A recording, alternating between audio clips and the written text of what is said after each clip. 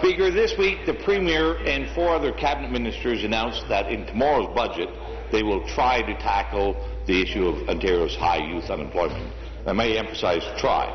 Their solution is to throw more money at the problem, but there is a better solution. Instead of spending more money on funds, grants, investment programs and subsidies, I believe we need to tackle the root causes. Economists know why young people have a high unemployment rates. Our inflexible labour legislation makes it difficult to hire workers, especially young workers. Countless studies have shown that laws like mandatory unionism and card-based certification make it difficult for young people to crack into today's over-regulated labour market.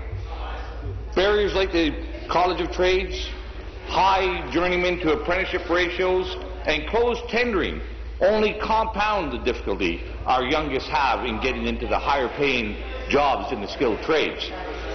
Speaker, that's not fair. Order. It's not fair to the youth in this province, and they deserve better.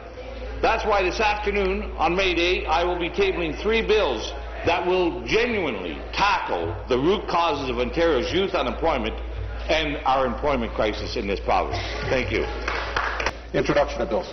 The member for Lanark-Frontenac-Lennox and Addington.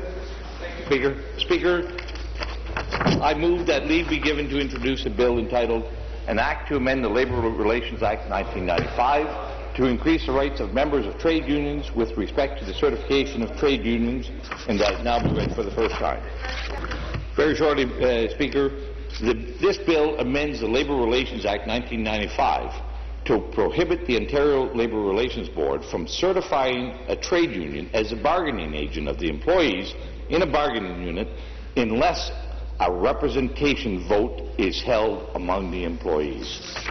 Thank you. Introduction of bills. The member from Lanark-Frontenac-Lennox and Addington. Thank you, Speaker. Speaker, I move that leave be given to introduce a bill entitled An Act to Amend the Labour Relations Act 1995 with respect to the Ontario Labour Relations Board and other matters. Thank you, Speaker. Speaker, this bill amends the Labour Relations Act 1995 to remove the stated purposes of the Act. The practice and procedure of the OLRB is no longer determined by rules made by the Board, but will be determined by regulations made by the Lieutenant Governor and Council under this Act. At present, the party affected by a decision of the OLRB has no right of appeal. The bill provides the right of appeal to the Divisional Court in accordance with the rules of the Court.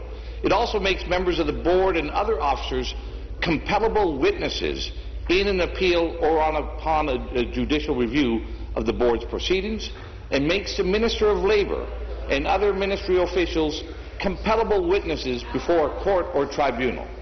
Thank you. Introduction of bills. The member for Lanark, Frontenac-Lennox and Addington. Thank you, Speaker. Speaker, I move that leave be given to introduce a bill entitled An Act to Amend the Labour Relations Act 1995 to protect the rights of employees in collective bargaining and the financial interests of members of trade unions, and that it now be read for the first time. Speaker, I will paraphrase the explanatory note because it is a little bit lengthy. Thank you. This bill has a number of key elements to it. The first is that it provides and compels trade unions to provide yearly financial statements on all expenditures of $5,000 or more, and to make that information publicly available to both the ministry and on websites. It also allows and creates the option for members to opt out of a union, but on doing so, if they opt out of the union, they also must opt out of the collective bargaining unit, so that there cannot be any free rider provisions for people who choose to opt out of the union. It also prevents the union from collecting dues for purposes other than for collective bargaining purposes, and makes it and allows that the employer is not compelled to take dues off members for purposes other than collective bargaining purposes. Thank you very much, Speaker.